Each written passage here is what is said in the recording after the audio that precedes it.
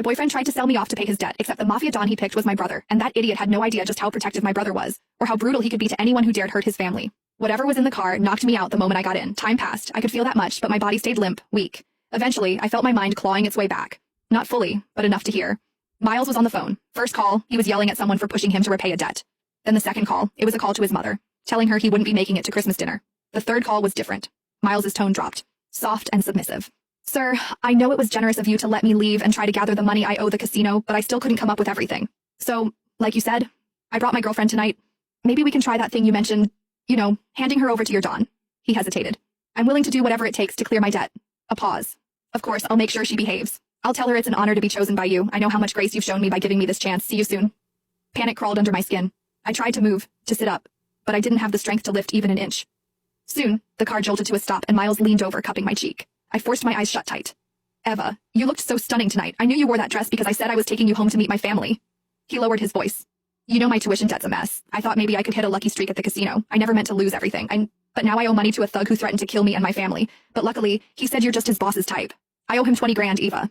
I can't let him go after me and my mom. His voice dropped, almost guilty. Don't blame me, Eva. Blame yourself for being too damn pretty. Just one night. Mr. Snake said it's only for one night. Then I'll come get you. I swear. I'll take care of you for the rest of your life. I'll take you to meet my mom. I'll marry you. Please, Eva. Don't hate me. He sighed, like the weight of it was crushing him. And most importantly, when we get to that casino, don't fight back, please. Things will only get worse if you do. I managed to twitch my fingers. They brushed against the hem of the dress I was wearing tonight. Miles was right. I'd put it on just because he finally invited me to spend Christmas with his family. I remembered how I smiled, how hopeful I was, how foolish to think we were actually moving forward. Turns out he was just selling me off. 20,000, that's all I was worth. Miles could have asked me for help and I would have given it, but instead his pride decided betrayal was easier. My thoughts spun, scrambling for a plan. I remembered the bracelet on my wrist, the one with a hidden alarm. One press, and it would send an SOS to my brother, along with my location. The problem? I was still too weak to move. So I decided to wait for now, gathering what little strength I had left. Whoever this boss Miles was trying to hand me off to, if I had the chance to mention my brother, they wouldn't dare touch me. And if that didn't work, I still had the bracelet. A few minutes later, the door opened beside me. Rough hands pulled me out of the car. I brought her, just like you asked, Miles said, his voice trembling with fake pride. A rough voice answered, laced with amusement.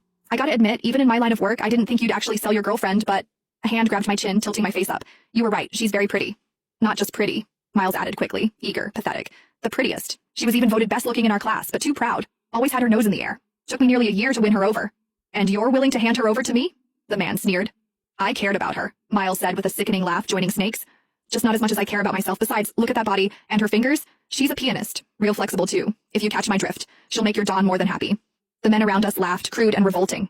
If our Don is pleased, your debt's cleared, the man said coldly. Thank you.